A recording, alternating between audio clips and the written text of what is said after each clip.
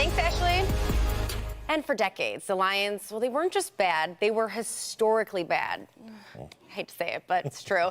But thanks to Dan Campbell and this team, going to the Super Bowl is now no longer just a pipe dream. They're literally one win away. Yeah, of course, we all want the Lions to beat the 49ers tonight, which would send the team to the Super Bowl for the very first time. But Devin Scillian puts things in perspective. Win or lose tonight, this has been one heck of a ride. You may know I'm not a native Michigander, but after nearly 30 years here, that hardly seems to matter, it seems. I am you, and we are the Lions faithful.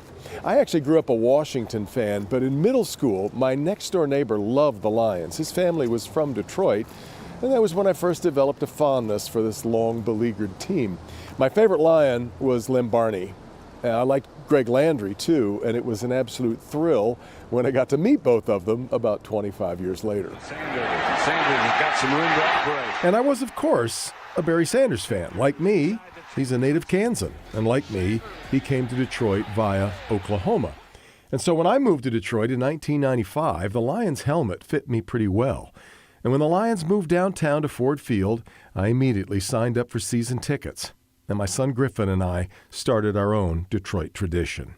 I am not the fair weather type. When I'm in for keeps. After the 0-16 season, friends wondered if I would give up my tickets. Absolutely not. For starters, it's players. I've been able to watch Barry and Herman and Matthew and Calvin. And beyond the Lions, Ford Field has let me watch the likes of Peyton Manning, Tom Brady, Lamar Jackson, and yes, insufferable as he may be, Aaron Rodgers.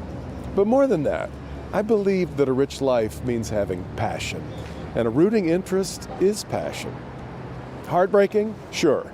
Infuriating? Oh, yes. But by being through almost 30 years of living and often dying with the Detroit Lions, this year has been all the more extraordinary.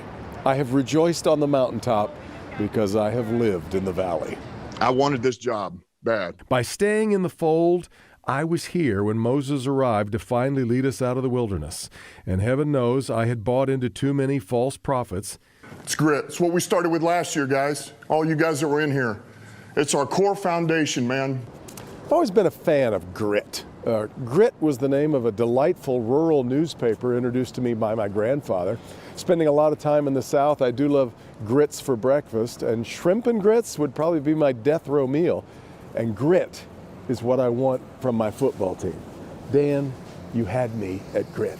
We're going to bite a kneecap off. While some rolled their eyes at his war on kneecaps, I found myself believing in Dan Campbell, which, to be honest, really didn't matter. What mattered was that the guys in the room believed in Dan Campbell. And he believed in them. And with every seemingly crazy decision to go for it on fourth down or fake a punt, he was telling them, I believe in you.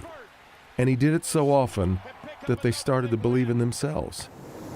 Now, of course, I want the Lions to win, but you know, a more accurate way of saying it is I don't want this season to end. This kind of joy, this family that it's created, it is such a rare thing. I fear it'll never quite feel this way again, no matter how much success might be ahead. I just want this to last, because I have lived in the valley. Just let me linger on the mountaintop a little longer. Only Devin. Okay. You crying? Like, that was really sweet. Oh my goodness. I mean, he couldn't have, I couldn't have said it better. Like, he said it perfectly. Yes. Wow.